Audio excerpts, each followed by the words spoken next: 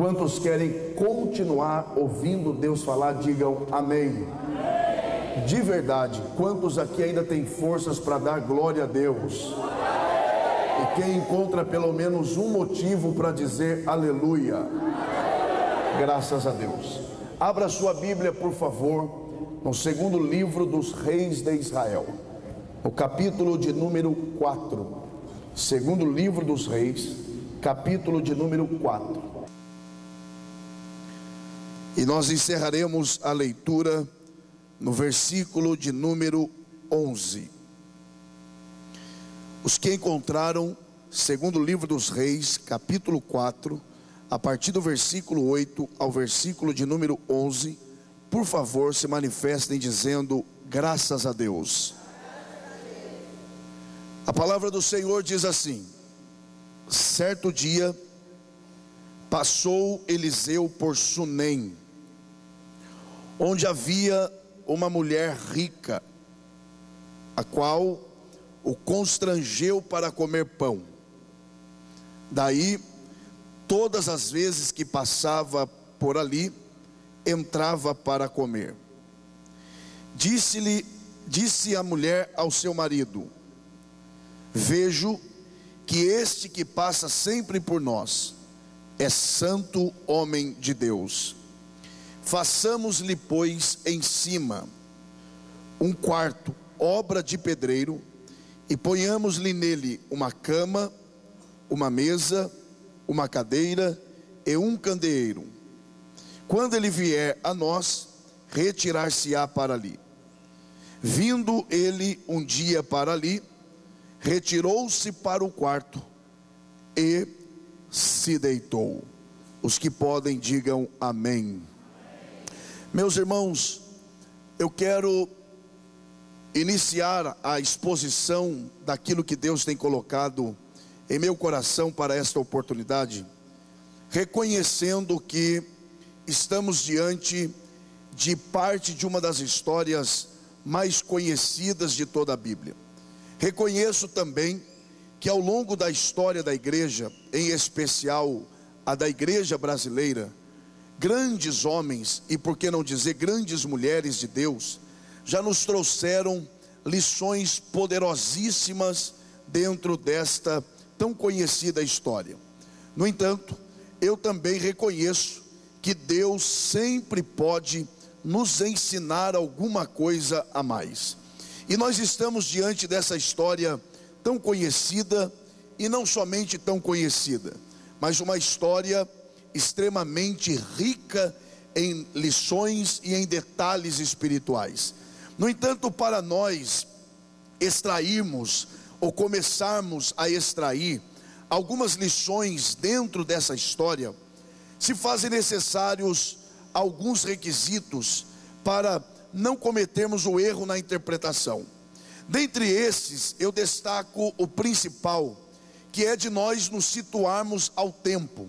Ou seja, nós precisamos, antes mesmo de aplicarmos algumas lições, precisamos conhecer ou nos lembrarmos do que é que estava acontecendo quando isto se deu. Quais eram os acontecimentos principais? Por exemplo, o que é que Deus estava fazendo? Quais eram as obras principais de Deus nesse tempo? O que é que o povo de Deus estava experimentando como obra de Deus no tempo que se deu essa história? Esse tempo eu chamo de um tempo especial, e eu chamo assim porque Deus estava visitando o seu povo. Deus estava nesta visita no seu povo, Deus estava permitindo que o seu povo conhecesse a sua mente e conhecesse o seu coração, e isto por meio da palavra. E esta palavra, ela estava sendo proclamada por uma classe especial de homens, chamada de profetas. Os profetas daquela época, eles eram chamados de nabis. E a ideia que as pessoas tinham desses nabis, a ideia que as pessoas tinham desses profetas, era a ideia de um homem ou de alguém que escolhido por Deus, estava vivendo inteira e exclusivamente para Deus. Então, quando alguém encontrava um profeta nas ruas de uma cidade, A ideia que se tinha deste homem era a ideia de que ali estava alguém que estava vivendo inteira e exclusivamente para um projeto de Deus. Então, há uma classe de homens chamada de profetas que está sendo usado por Deus para transmitir esta palavra, para tornar a mente e o coração de Deus conhecidas do seu povo. Agora, desses profetas, porque não foi um somente nesta época, desses profetas, um vai se destacar, e o seu nome é Eliseu. Eliseu se destaca, não é por obra da casualidade. Eliseu não se destaca por acidente de percurso. Eliseu se destaca por algumas razões. Primeira, Eliseu se destaca porque ele é chamado por Deus. Segundo, Eliseu, ele se destaca porque ele é separado por Deus. Terceiro, Eliseu se destaca porque ele é escolhido por Deus. Quarto lugar, principalmente, Eliseu se destaca dentre os demais porque ele é confirmado por Deus. Porque uma coisa é ser chamado, outra coisa é ser confirmado por Deus. Você pode ser chamado, por exemplo, nesta noite, mas a confirmação, ela não se dá da noite para o dia. A confirmação, ela é fruto de tempo, ela é fruto de perseverança, ela é fruto de fidelidade da pessoa ao plano que Deus tem estabelecido para ela. Aleluia. Agora, mais do que isso, deixa eu adiantar o processo aqui. Mais do que isso, Eliseu vai se destacar porque Eliseu foi submisso àquele que era o seu líder espiritual. Eliseu foi fiel, Eliseu foi submisso ao profeta Elias, que era o seu senhor, era o seu líder espiritual. Isso é tão verdade, e se eu fosse você eu não perderia essa parte por nada. Isso é tão verdade, que no final já do ministério do profeta Elias, a Bíblia vai nos mostrar que momentos antes de Elias ser arrebatado, momentos antes de Elias ser tomado, momentos antes de Elias ser levado ao céu, a Bíblia vai nos informar que os filhos dos profetas, eles vão se aproximar do profeta Eliseu para cortejá-lo, dizendo assim: você não está sabendo que o tempo de Elias acabou? Em outras palavras, o que os filhos dos profetas estavam dizendo era o seguinte: Elias já era, o tempo de Elias acabou, agora é a sua vez, agora é a sua era, agora é a sua época. Deixa Elias para lá e vamos montar o nosso próprio grupo de profetas por aqui. O que Elias diz? Não, onde Elias for, eu também irei. Aleluia. Diante dessa atitude nobre, diante dessa atitude de submissão e fidelidade, Elias vai fazer uma proposta. E olha a proposta do profeta. Ele diz: me pede o que você quiser, e se você me ver ser tomado, você receberá. O que Eliseu pediu para Elias? Aquela frase famosíssima: eu quero porção dobrada do teu espírito. Agora preste atenção, quando Eliseu pede porção dobrada do espírito de Elias, ele não está pedindo porção dobrada do espírito de Deus. Primeiro porque espírito ali não está com E maiúsculo, está com E minúsculo. E se for o espírito de Deus que ele pediu, tinha de estar com E maiúsculo, mas não está. Segundo lugar, quem é capaz de comportar o dobro do próprio Deus na sua vida? Nós não conseguimos comportar nem 1% dele, o que dizer do dobro? Terceiro lugar, se o Espírito de Deus é o próprio Deus, então Deus não se multiplica. Então não tem porção dobrada do Espírito Santo, porque não tem como você multiplicar aquele que é tudo em todos e em todo lugar. Mais do que isso, Eliseu não pediu porção dobrada da unção de Elias. Sabe por quê? Porque a unção não é de Elias, a unção é de Deus.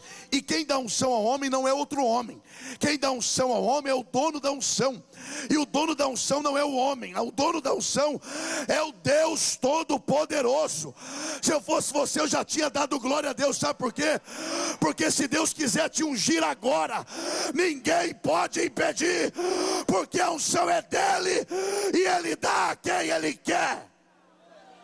Oh glória! Oh glória!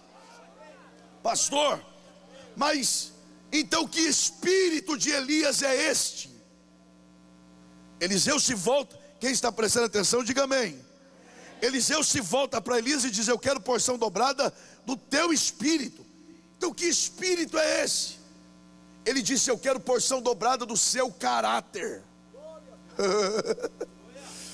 É como se Eliseu estivesse dizendo assim: ó, eu tenho andado com o Senhor até hoje, eu tenho caminhado com o Senhor até o dia de hoje, e eu vi o seu comportamento, eu vi as oportunidades que o Senhor teve de se corromper e não se corrompeu, de enganar e não enganou, de se favorecer pelo seu ministério e não se favoreceu. Eu sei que tu és um homem de caráter, e eu quero exercer o meu ministério com o dobro do seu caráter. Aleluia. Será que ele recebeu? É só olhar para o capítulo 4 que nós lemos. Esse capítulo, é por isso que eu fiz essa introdução.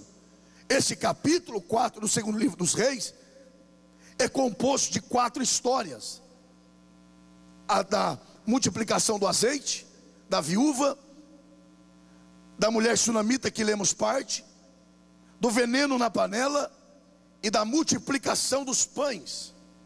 Por que essas histórias estão juntas, se elas não aconteceram uma após a outra, mas aconteceram em lugares diferentes, situações diferentes e com pessoas diferentes? Por que estão no mesmo capítulo? Por 2 razões pelo menos. Primeira, para mostrar que o nosso Deus, Ele tem solução para diferentes situações. Eu acho que você não entendeu. Eu acabei de dizer que o nosso Deus, Ele tem soluções para diferentes situações. Oh, glória a Deus. Agora, a segunda razão porque elas estão aqui juntas, porque elas aconteceram em lugares diferentes, situações diferentes e com pessoas diferentes. Por quê? Pela segunda razão, para mostrar o comportamento do profeta. Quer ver que isso é verdade? A primeira história, que é a multiplicação do azeite da viúva, se dá no contexto de uma mulher pobre. Diga comigo bem forte para ser uma vez só, diga mulher pobre. Não, gente, diga mulher pobre. E a segunda história, a Bíblia faz questão de dizer que é no contexto de uma mulher rica. Diga mulher rica. A primeira história no contexto de uma mulher pobre, a segunda história no contexto de uma mulher. E o profeta é profeta tanto para pobre quanto para rica. Ele não muda o seu comportamento, ele não muda a sua atitude, ele não muda a sua postura.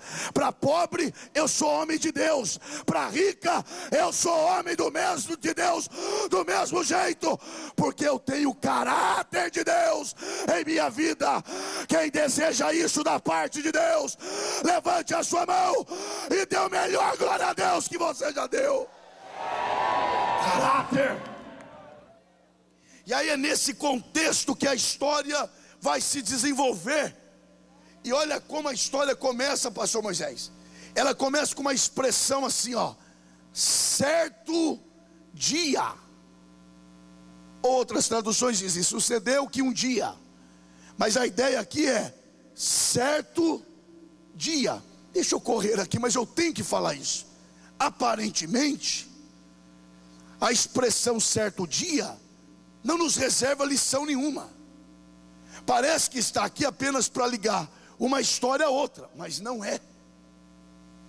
Sabe por que a expressão certo dia está aqui?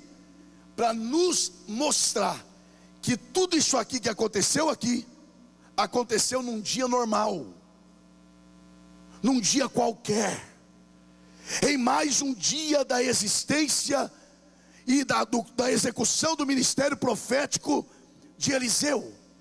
Deixa eu ser breve, mas olhe para cá.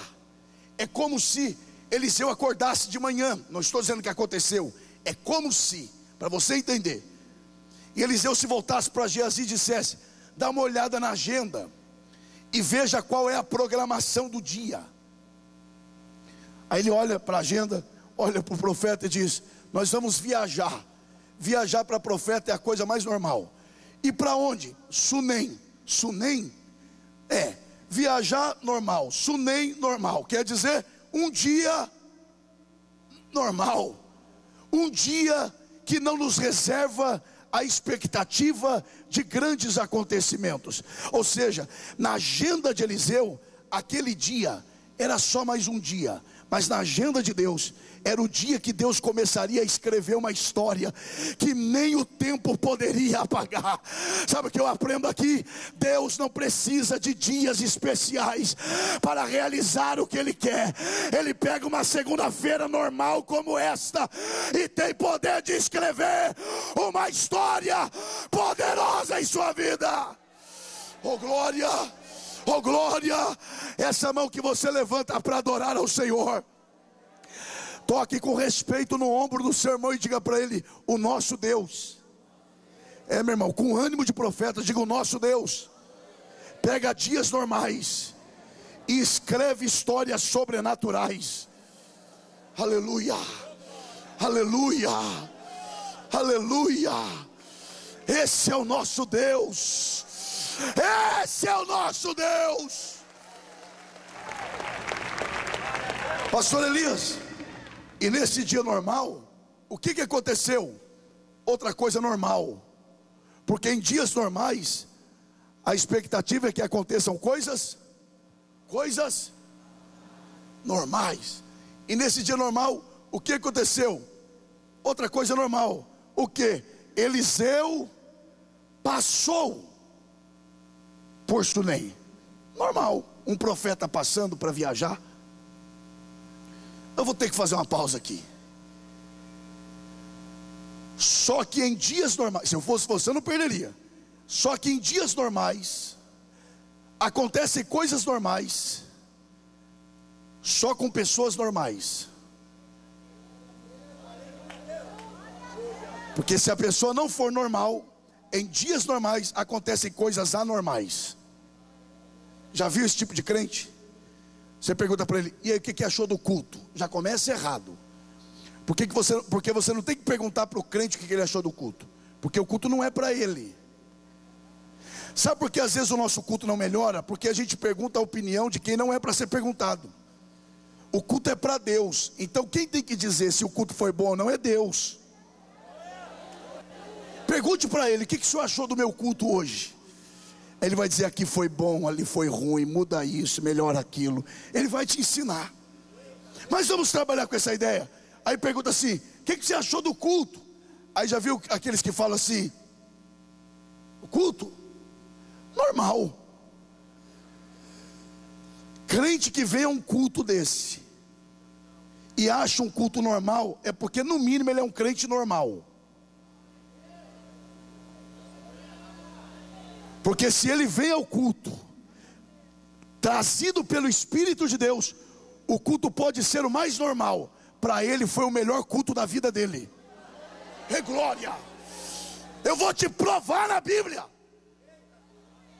A Bíblia diz em Lucas capítulo 2 que Simeão foi levado pelo Espírito de Deus ao templo. Simeão estava acostumado a ir ao templo, mas naquele dia ele não foi por costume. Aquele dia o Espírito de Deus levou ele. Oh, glória a Deus. Pastor Moisés, tem gente aqui que veio porque o Espírito Santo trouxe. Porque se fosse por ele, ele não viria. Tem gente que está aqui arrastado. Tem gente que está aqui sangrando. Mas é porque foi o Espírito de Deus que te deu graça para chegar aqui.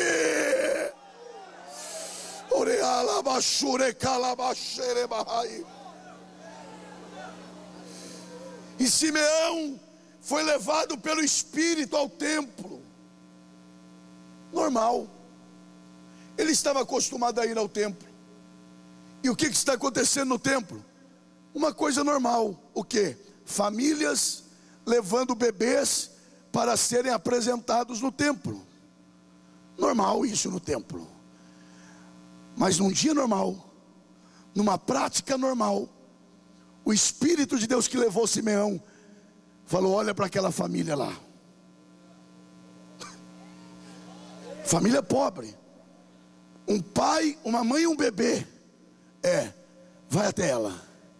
Pega aquele bebê que eu vou te falar uma coisa anormal. Quando ele pega a criança no colo, o Espírito de Deus fala: esse não é só um bebê, esse é o próprio Deus. Levante uma de suas mãos aos céus, porque quem é trazido pelo Espírito Santo num culto que para a maioria pode ser normal, mas se você foi trazido pelo Espírito de Deus naquilo que pode ser a coisa mais normal, Deus vai fazer você ver o que ninguém consegue ver, receber o que ninguém consegue. Quem deseja isto, de mãos levantadas, dê um brado de glória. Ureachurimas, urabacandaramachurehas. Alegra o teu coração nesta noite. E se você crê que Deus fala de forma profética aqui pela palavra, levante uma de suas mãos aos céus, porque o Espírito de Deus me autoriza e ministra ao meu espírito de que esta noite Ele vai levar muitos crentes aqui a um tempo de crescimento espiritual, a um tempo de avanço espiritual, a um tempo de movimento para o aperfeiçoamento espiritual. Oh glória, oh glória, oh glória. E aquela mulher, deixa eu adiantar, e aquela mulher fica sabendo que Eliseu vai passar. E aqui o que me chama a atenção, e não tem como não falar isso, é a capacidade dessa mulher de entender que aquela era a chance da vida da família dela. E sabe o que ela faz? Ela se põe a pensar. E ela diz: eu tenho que trazer esse homem para dentro de casa. Já sei, eu vou preparar algo para ele comer. Só que eu não vou levar na rua, eu vou deixar dentro de casa e vou na rua para trazê-lo, porque eu quero esse homem dentro de casa. Prepara, sai para a rua. Lá vem o profeta. E eu imagino a cena. Bom dia, ou boa noite, ou boa tarde, não sei. Bom dia, bom dia. Eu tenho convite para fazer ao senhor, profeta. Qual é o convite? Vem comer em casa. Não vou. Vai. Não. Travou-se um diálogo. Pastor, como é que o senhor sabe? A Bíblia diz que ela constrangeu o profeta. A expressão constranger no original hebraico é amarrar com fio. Ela foi tão convincente que o profeta não conseguia nem ir para frente nem para trás. Ele ficou preso. Eu não vou, vai, não vou. Ao ponto dele pensar assim: se eu não comer, eu nem viajo nem como. Então deixa eu comer, porque assim eu como e viajo. Agora olhe para cá. Eu aprendi com a minha mãe que para trabalhar se chama mais que uma vez, mas para comer é uma só. Depende de quem você está convidando, porque se for do nível de Eliseu, você implora até aceitar o convite. Por que que ela faz isso? Está dando comida de graça dentro da casa dela. Por que que ela está implorando, insistindo?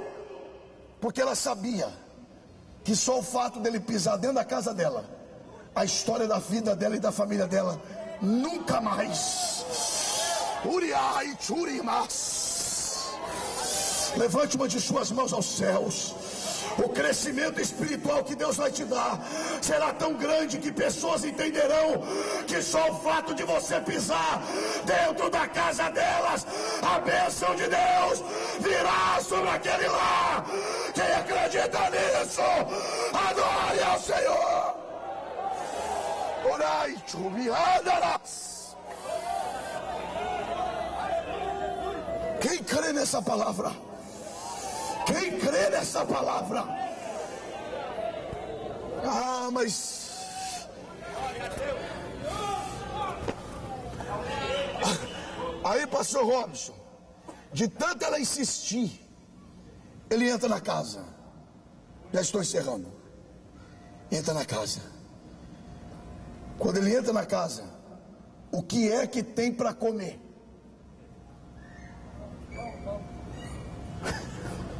A maioria das traduções não diz o que tinha, mas a mais próxima do original diz que quando ele entra para comer, tinha pão. O que é que tinha para comer? Não, gente, vamos lá. Parece que não comeram pão hoje. O que é que tinha para comer? Quem é que comeu algum tipo de pão hoje aqui? Tem gente que não, deve estar jejuando até agora. Quem comeu pão essa semana? Durante a vida toda, pelo amor de Deus. Vai ver que eu estou pregando para anjo, eu não estou sabendo. Mas os anjos comem também, porque o Abraão chamou eles para comer e eles foram. Pelo menos naquele dia eles foram. Por que eu falei assim? Não perca o raciocínio. Por que eu falei assim? Para trazer à sua mente que pão é uma comida normal. Que pão é uma comida comum de todos. Que pão é uma comida que todos têm direito. O pão de cada dia. A mulher insiste, irmãs, a mulher insiste, implora, força, quase obriga. E quando ele entra para comer, o que é que tinha para comer? Imagine se Eliseu fosse como alguns. Olharia de longe e de lado e diria, pois é, né? Insistiu tanto que parecia que ia ser um banquete.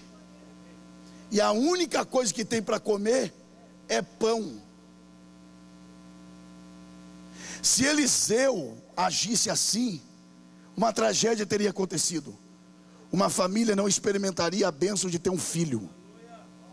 Porque a falta de humildade, ela traz a famílias inteiras à destruição. E outra coisa, preste atenção nisso. Como é que essa história termina? Com 2 milagres sobrenaturais. Primeiro, uma mulher que não pode gerar, gera. E um menino de 12 anos morto é ressuscitado. Agora essa história que termina com 2 milagres extraordinários, começou com um simples pão. E se Eliseu não aceita esse pão, essa história não estaria na Bíblia. Oh, glória! E sabe por que Eliseu aceitou o pão? Porque Eliseu sabia do princípio que todas as obras grandes que Deus faz não começam grandes, começam pequenas, começam a partir das coisas simples, e a partir delas Ele realiza coisas extraordinárias. Ah, Deus, eu sinto a presença da graça de Deus aqui. É por isso que tem gente que não sai do lugar. É por isso que tem gente que entra ano, sai ano, e ele está no mesmo patamar. Porque eles acham que são tão bons, que as coisas consideradas pequenas não são para eles. Afinal de contas, eu sou tão preparado, eu sou tão bom, e eu não fui feito para essas coisas pequenas, se esquecendo que Deus faz tudo a partir do nada. Eu vou encerrar aqui, mas eu tenho que falar isso. Eu me lembro de Davi. A Bíblia diz que Samuel, o profeta da vez, desculpa a expressão, o bambambam da época, o profeta mais solicitado, cancela a agenda para ir na casa de Jessé por causa de Davi. Não come enquanto Davi não chega. E quando Davi chega, ele unge Davi rei de Israel. Eu imagino a cena. Sabe o que é isso, Davi? Você vai ser rei de Israel. Você tem ideia do que seja isso? Não, eu também não. Mas ele foi. Aí a Bíblia diz assim, ó, porque a Bíblia é feita de detalhes. Aí a Bíblia diz assim, ó, e passados alguns dias. Por que diz passados alguns dias? Para não nos esquecermos que Davi já era ungido rei. E o que aconteceu depois desses dias? Jessé, o pai de Davi, chega nele e diz assim: vai levar comida para os seus irmãos no campo de batalha.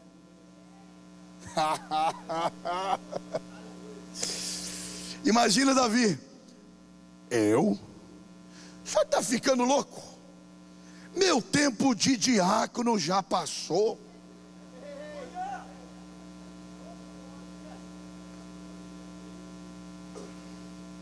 Aprenda uma coisa, ou se lembre disso: ninguém estará pronto para derrubar gigante antes de estar disposto a servir o seu próximo. Oh, aleluia. Se Davi rejeita levar o pão para os seus irmãos no campo de batalha, duas tragédias teriam acontecido. Primeira, uma nação inteira teria sido destruída por Golias.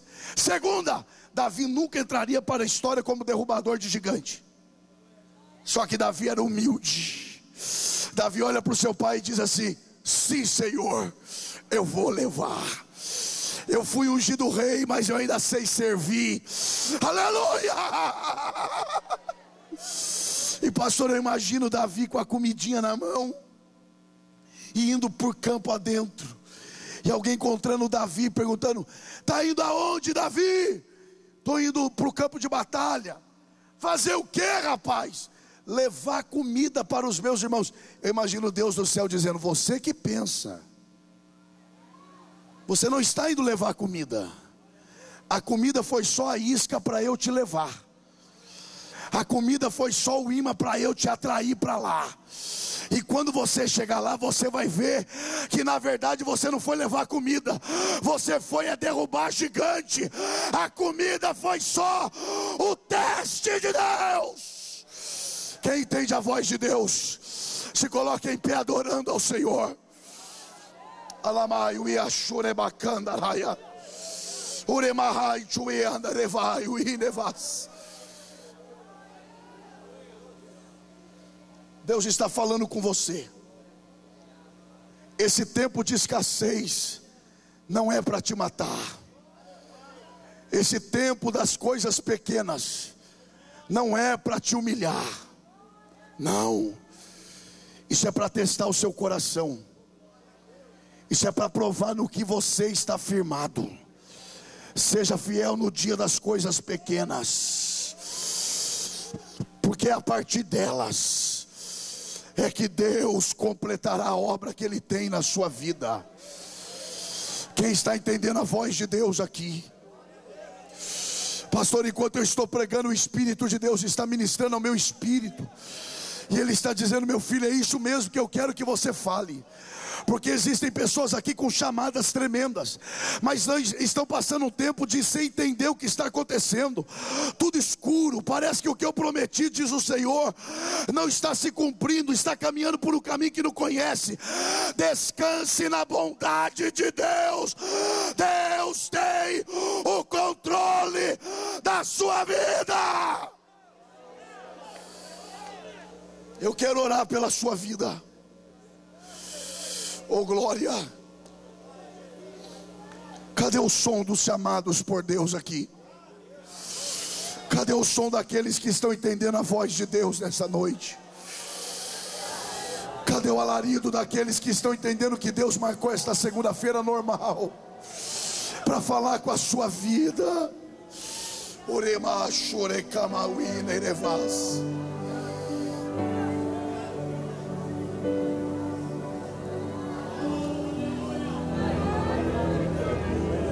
Não é para te matar,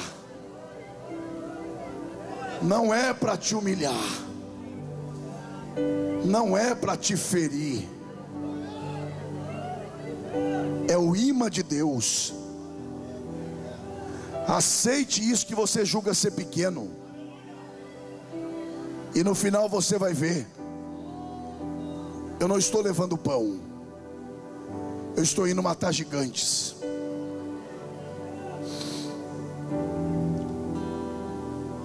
Quem aqui reconhece que você tem uma chamada, só que muitas vezes você não entende o caminho que Deus está te levando? Levante a mão direita.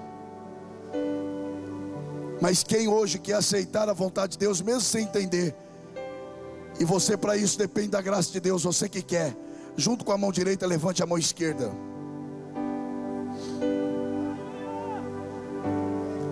Posso chamar, pastor? O pastor me deu liberdade. Vocês que levantaram as duas mãos, e se sentem à vontade, venham aqui à frente agora, em nome de Jesus.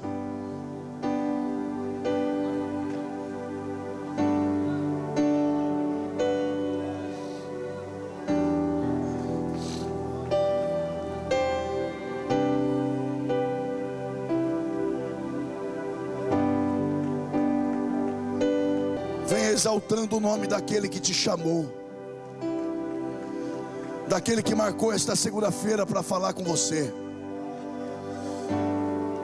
de que o que está acontecendo na sua vida não é para te matar.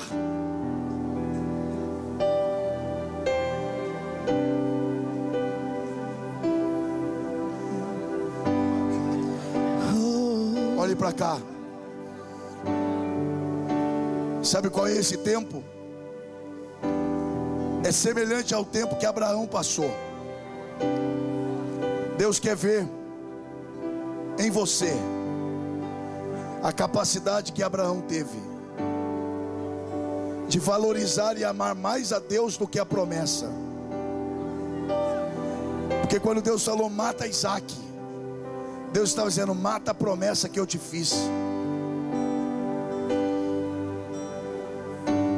E Abraão pega o cutelo e vai matar a base da promessa. Mas quando ele vai matar, o anjo brada: não faça isto, porque agora eu sei que tu temes a mim, tu temes ao Senhor. Esse tempo de escassez é para você ter a oportunidade de provar para todos e para Deus que você ama mais a Deus do que a promessa. A promessa não vai morrer, mas Deus está te provando, para você ter a oportunidade de mostrar para Ele, para quem quiser ver, que você ama a promessa, ama, só que você ama mais o Deus da promessa.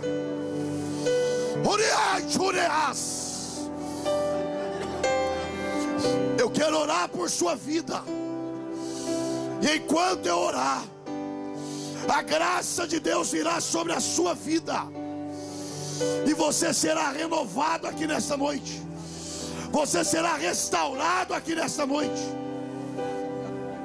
Senhor Deus, em nome de Jesus, obrigado, Senhor, porque com todas as nossas dificuldades, o Senhor ainda fala conosco. Obrigado, Senhor, porque o Senhor nos trouxe aqui nesta segunda-feira para tratar conosco de uma forma especial. E a minha oração é em nome de Jesus, e o meu pedido é um só: onde houver um crente que veio à frente porque entendeu o que o Senhor quis falar, e onde houver este crente com o coração aberto, o espírito sensível, a mente voltada para o Senhor com sinceridade, onde houver um crente assim, que venha sobre ele uma graça especial, autoridade espiritual, o poder do céu, o poder do alto. Renova as forças deste crente, renova as forças desta crente.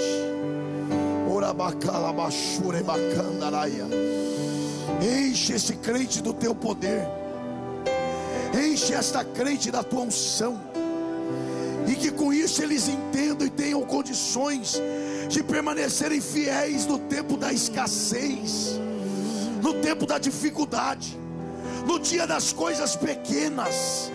Que eles sejam cheios da tua graça, que eles sejam cheios do teu poder, sejam renovados